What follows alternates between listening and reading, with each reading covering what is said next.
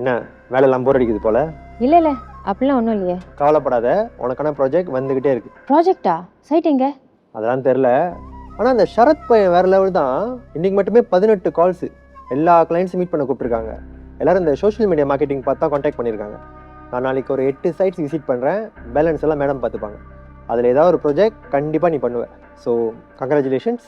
ஓ, ஷரத் அப்படி என்னத்தை பண்ணி வச்சுட்டான்? நான் பார்க்குறேன்.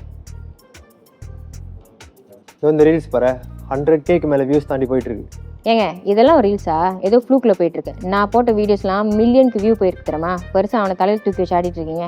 ஏதோ ஒன்று எனக்கு ப்ராஜெக்ட் கிடைக்க போகுது, அது போதும். அதான் சரி, சாப்பிட ஏதாவது ஆர்டர் பண்ணிட்டா? ஹலோ. ஹாய் ஷரத், நல்லா பண்ணுறீங்க, keep it up. Thank you sir. எல்லாம் வித்யா மேடமோட கைடன்ஸ் தான். நல்லா கேட்டுக்கோங்க, என் திறமையை எப்பயாவது அப்ரிஷியேட் பண்ண கற்றுக்கோங்க. சரிம்மா.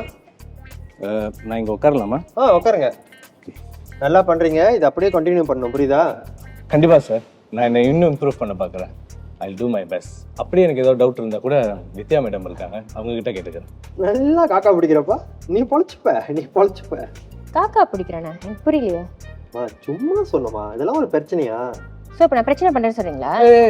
Sorry for the interruption. நான் ஏதாவது ஆர்டர் பண்ண போகிறேன். உங்களுக்கு ஏதாவது வேணுமா? ஒரு அமெரிக்கானோ. உங்களுக்கு?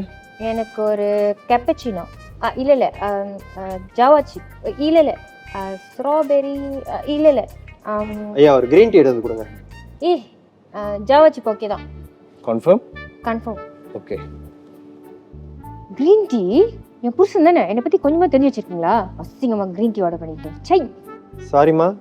ஆமாம், ஏதோ டாக்டர் பார்க்கணுன்னு மெசேஜ் பண்ணியிருந்தா, என்ன விஷயம்? அதுவாங்க, எனக்கு டேட்ஸ் தள்ளி போயிடுச்சு. எனக்கு என்னவோ நான் ப்ரெக்னெண்ட்டாக இருக்கேன்னு தோணுது.